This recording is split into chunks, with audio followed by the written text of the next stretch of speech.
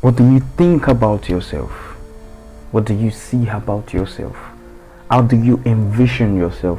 What is your imagination picture for your future?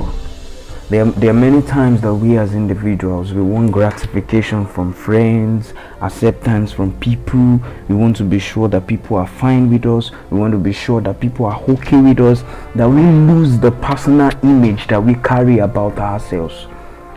You are not a function of whoever anybody says you are. You are a function of who you think you are and what God has destined for you. So when you sit down and you remember what people have said and what people have thought about you, and how people have pointed the bad fingers about you, and how people have written the bad reports about you, remember one thing: nobody can change who you can become. Nobody can change who you have the capability to be. Nobody can change whatever you envision in your head. Nobody can change your imagination.